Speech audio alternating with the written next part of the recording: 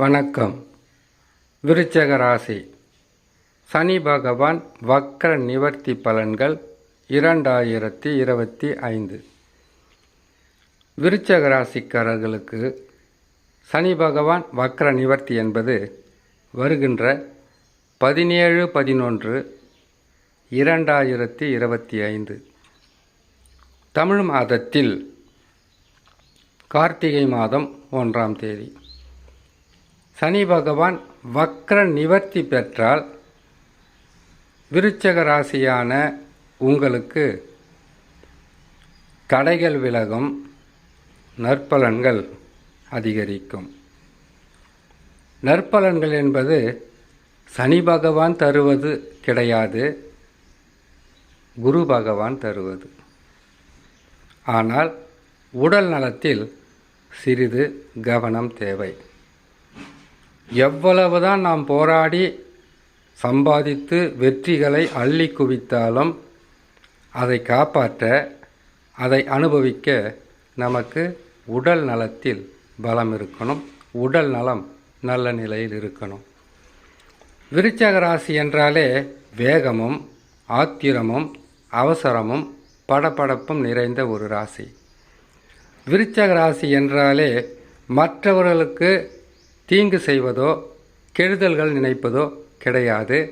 ஆனால் தேவையில்லாத சீண்டல், தேவையில்லாத பிரச்சனை, உங்களை நோக்கி வருகின்ற எதுவாக இருந்தாலும் அதை கையாளும் விதமே தனி பாணியாக இருக்கும்.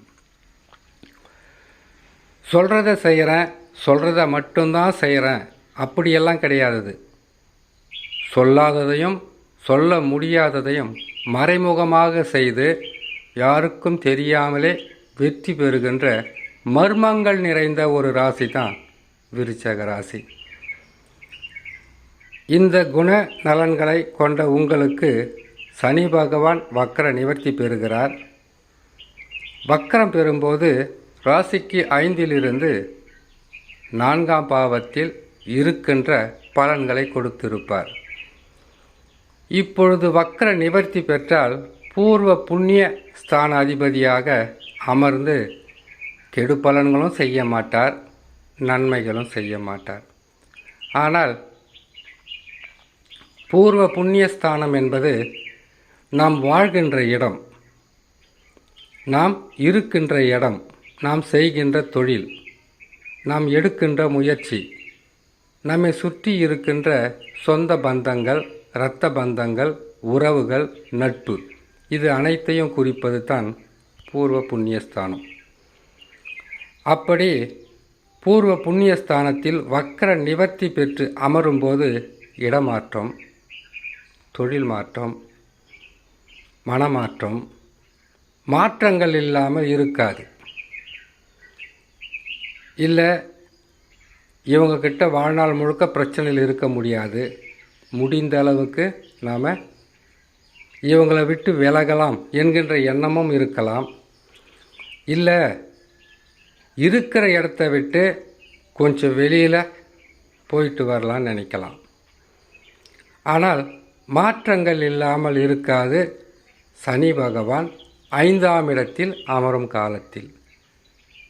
அப்படி மாற்றங்கள் வேணாம், இருக்கிறதே பார்த்துக்கலாம், எவ்வளோ வேணால் வரட்டுன்ற துணையும் நட்பும் உறவுகளும் சொல்கிறாங்க கேட்டிங்கனாக்கா, அது சனி பகவானால் வரக்கூடிய பலனாக இருக்காது.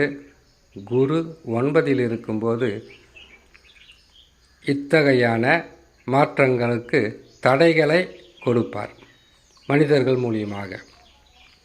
ஆகையால் விருச்சக ராசிக்காரர்கள் சற்று பொறுமையாக சிந்தித்து செயல்படுங்க.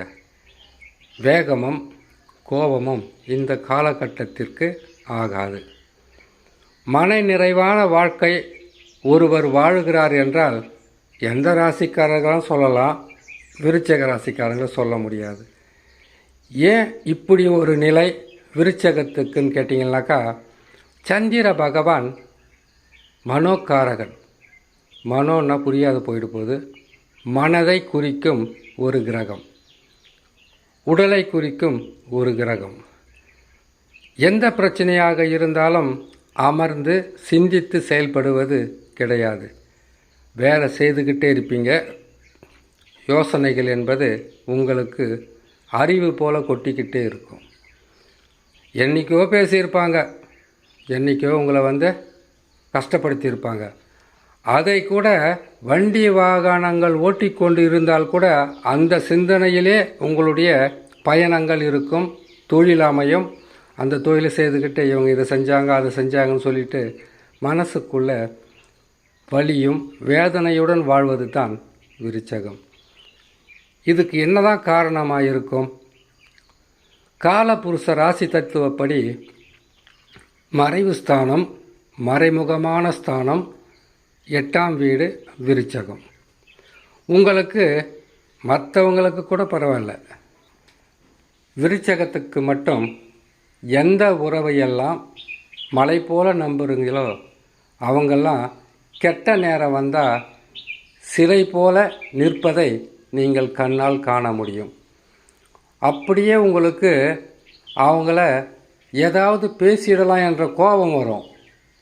நம்ம வாழ்க்கையில் வெற்றி பெற்றுட்டு அதுக்கப்புறமா பேசுவதை விட செயலே முக்கியமானதுன்னு அமைதியாக போவீங்க. இந்த மாதிரி குண அதிசயங்களை கொண்டிருக்கக்கூடிய உங்களுக்கு சனி பகவான் வக்ர நிவர்த்தி பெறுவது நன்மைகளே நடக்கும். மனசை போட்டு குழப்பிக்காமல் பொறுமையாகவும் நிதானமாகவும் செயல்பட்டு வாழ்நாள் முழுக்க ஓட வேண்டிய அவசியம் இல்லை. சிந்தித்து செயல்பட்டு நாம் வெற்றி பெறணும்னு முடிவு செய்தீங்கன்னா கட்டாயமாக நன்மைகள் நடக்கும் என்று சொல்லி இன்னொரு நல்ல பதிவில் உங்களை நான் சந்திக்கிறேன். நன்றி, வணக்கம்.